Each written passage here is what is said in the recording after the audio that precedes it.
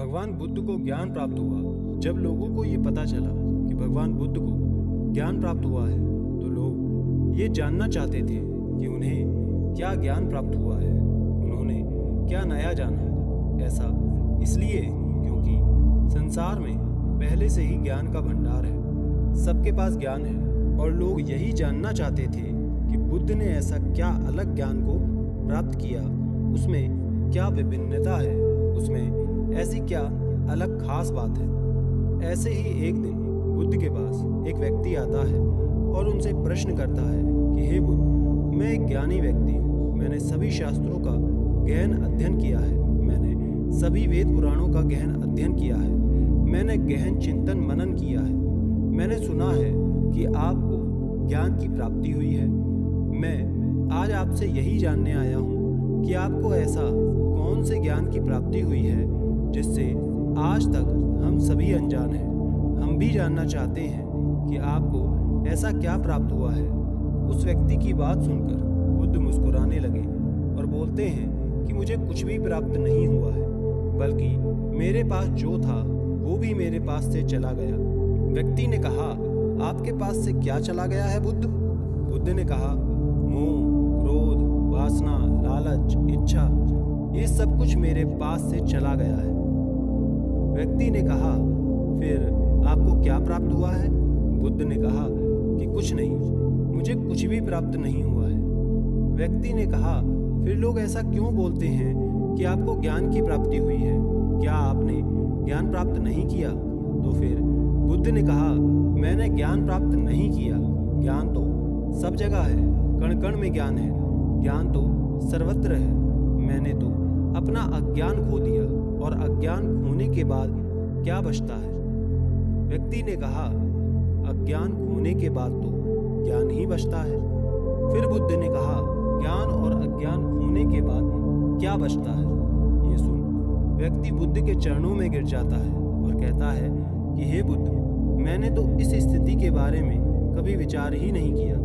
इस पर बुद्ध कहते हैं कि मेरे पास जो कुछ भी था मैंने सब कुछ खो दिया और सब खो जाने के बाद मुझे पता चला कि मैं जिन चीज़ों से प्रेम कर रहा था, जिन चीज़ों को मैं पाना चाहता था, वो सत्य था ही नहीं। फिर सत्य क्या है जो बुद्ध ने प्राप्त किया था? तब बुद्ध कहते हैं कि जब मैंने सब कुछ खो दिया तब मुझे ज्ञान दिखाई पड़ा, लेकिन इसके विपरीत हम सब पाना चाहते हैं। बुद्ध खोने की बात करते हैं और हम पाने की बात करते हैं। हम ध्यान करते हैं ज्ञान प्राप्ति के लिए, लेकिन क्या हम स्वयं को अज्ञानी मानने के लिए तैयार हैं? क्योंकि जो ज्ञानी है उसे ज्ञान प्राप्त करने की क्या ही जरूरत, वो तो पहले से ही ज्ञानी है। और एक समस्या ये भी है कि हम अपने आप को ज्ञानी मानते हैं और फिर हम ज्ञान में प्राप्त करना क्या चाहते हैं। तो भला ये कैसे संभव है? क्योंकि ज्ञान तो उसे ही प्राप्त हो सकता है जो अज्ञानी है। पहले तो हम यही नहीं समझ पाते कि ज्ञान क्या है और अज्ञान क्या है। अगर ध्यान से समझने का प्रयास करोगे तो खुद ही पाओगे कि जिसे हम ज्ञान समझने की कोशिश कर रहे थे वो हमारा अज्ञान ही है, हमारा ज्ञान ही हमारा अज्ञान है। उदाहरण के लिए, हमारा ज्ञान कहता है कि हम श्वास लेते हैं और जीवित रहते हैं, लेकिन ध्यान से देखोगे और विचार करोगे तो पता चलेगा कि हम कभी श्वास नहीं लेते। सांसें तो खुद ही चलती रहती हैं, क्योंकि अगर हम खुद से सांस ले सकते और बंद कर सकते तो फिर हम जब चाहे सांस को बंद कर सकते थे और फिर जब चाहे शुरू कर सकते थे। और ऐसा होता तो कोई भी व्यक्ति मुर्दा नहीं होता, सब के सब जीवित होते, सभी मुर्दे सांस ले रहे होते। तब ये हमारा ज्ञान ही जो कहता है कि हम सांस लेते हैं। धरती पर जब से मनुष्य आया है तब से लेकर अब तक मनुष्य एक ही प्रकार से चल रहा है।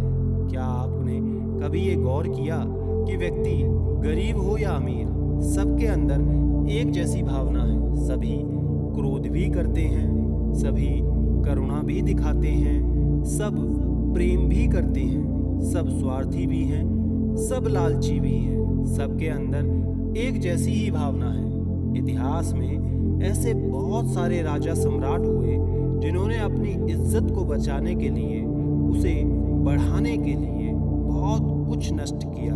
लेकिन आज वो राजा या सम्राट नहीं है, उनकी जगह हम हैं। जो एक राजा या सम्राट करता है वो एक गरीब व्यक्ति भी करता है। वो अपनी इज्जत को बचाने के लिए कुछ भी कर सकता है, किसी भी हद तक जा सकता है, किसी की भी हत्या तक कर सकता है, कितना भी नीचे गिर सकता है और खुद के प्राण भी ले सकता है। यहाँ तक कि अंत में चाहे कोई सम्राट हो या कोई गरीब व्यक्ति, दोनों एक ही स्थिति में प्राण त्यागते हैं। सम्राट हो सकता है कि युद्ध के मैदान में अपने प्राण को त्यागे, और एक गरीब व्यक्ति हो सकता है जो कि अपनी झोपड़ी के बाहर खुले में अपने प्राण को त्यागे।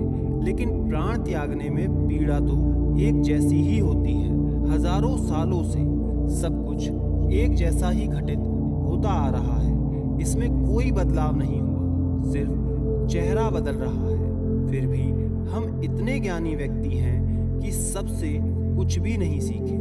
हम भी वही गलतियां दोहराते हैं जो पहले हो चुकी हैं, और उसका परिणाम भी हम जानते हैं। फिर भी जानते हुए हम वही गलतियां दोबारा दोहराते हैं। इसलिए बुद्ध कहते हैं कि हम अज्ञानी हैं, क्योंकि जिसे हम अपना ज्ञान समझ रहे हैं वही ज्ञान हमें सत्यता से दूर रखता है।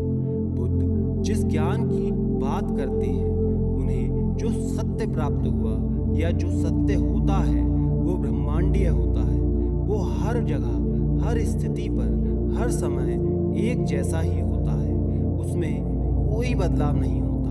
लेकिन हमारा जो ज्ञान है, हमारा जो सत्य है, वो हर समय, हर परिस्थिति और हर स्थान के बदलने पर बदल जाता है। एक सत्य जो भारत में सत्य है वो दूसरे देशों में असत्य हो जाता है। जैसे प्रेम और करुणा यूनिवर्सल सत्य है, ये हर जगह, हर स्थिति में एक जैसा होता है। ये हर जीव में एक जैसा ही प्रकट होता है, चाहे इंसान हो या जानवर। जैसे एक माँ अपने बच्चों से प्रेम करती है, ठीक वैसे ही एक गाय अपने बछड़े से प्रेम करती है। प्रेम जाति, धर्म और शारीरिक बनावट से परे है। इसलिए बुद्ध प्रेम और करुणा की बात करते हैं। लेकिन जिस प्रेम और करुणा में बुद्ध बात करते हैं, हम उसको समझ ही नहीं पाते। प्रेम तो हम भी करते हैं, लेकिन क्या वास्तव में हम प्रेम करते हैं? एक पति कहता है कि मैं अपनी पत्नी से बहुत प्रेम करता हूँ, लेकिन कुछ समय बाद उसकी हत्या कर देता है। तो क्या ये प्रेम था कि प्रेम की जगह क्रोध ने ले ली? यहाँ तो प्रेम था ही नहीं, यहाँ तो सिर्फ शारीरिक आकर्षण था। इसलिए वो समय के साथ बदल गया। हम प्रेम या कोई भी शारीरिक व्यवहार कहाँ से सीखते हैं? ये हमारे आसपास के लोग, परिवार, मित्र, इन सब से ही सीखते हैं। हमारी बुद्धि हमारे विचारों से निर्मित होती है, लेकिन हमारे आसपास के माहौल से ऐसे विचार हमारे अंदर डाले जा रहे हैं जिससे हमारी बुद्धि और समझ, इनका पतन होता जा रहा है, वो विकृत होती जा रही हैं। प्रेम एक स्वाभाविक प्रक्रिया है जो स्वयं प्रकृति की एक देन है और प्रकृति का हिस्सा भी है। प्रकृति हमसे प्रेम करती है, हमारा सभी प्रकार से ध्यान रखती है और इसके बदले हमसे कभी कोई चीज़ नहीं मांगती, जबकि हम प्रकृति को नष्ट करने में लगे रहते हैं। ये वो प्रेम है जो हमारे अंदर होता है, लेकिन इसे हम भूल गए हैं। जिस प्रेम को हम जानते हैं और प्रेम समझते आ रहे हैं, वो सब बनावटी है और स्वार्थ पर टिका हुआ है। उसे हमने बाहर से, समाज, आसपास के लोगों से सीखा है। समाज में जैसा दिखाया गया है, हम ठीक वैसे ही करना चाहते हैं, वैसे ही बनना चाहते हैं। हम वैसे ही प्रेम भी करना चाहते हैं। हम हर चीज़ में समाज की नकल करना चाहते हैं। हम अच्छा दिखना चाहते हैं। लोग हमें देखें तो ये बोलें कि देखो कितना प्रेम है इनमें, लेकिन वास्तव में जो सत्य है वो दूर नहीं है, बिल्कुल हमारे नज़दीक है, वो हमारे अंदर ही है। हमने अपनी आंखों पर पट्टी बांध रखी है, दिखावे की पट्टी, समाज की नकल की पट्टी। इसलिए हम अपने अंदर क्या सत्य को देखना ही नहीं चाहते। या आप ये बोलें कि हमने व्यस्त कर रखा है कि हमारे पास सोचने के लिए समय ही नहीं है कि जो हम रोज कर रहे हैं उससे हटकर कुछ और भी कर सकते हैं। अपनी सामाजिक बुद्धि को छोड़ दें, जो समाज ने सिखाया है उसे कुछ समय के लिए भूल जाएं और खुद को जानने का प्रयास करें।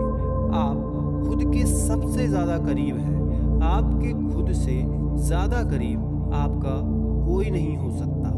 किसी दूसरे से बेहतर आप खुद को जानते हैं। ये देखें कि आप क्या जानते हैं। क्या सच में अपने बारे में जानते भी हैं या ऐसे ही जीते चले आ रहे हैं? जन्म लेना और रोते चिल्लाते इस दुनिया से चले जाना इस जीवन का उद्देश्य बिल्कुल भी नहीं है। धन्यवाद।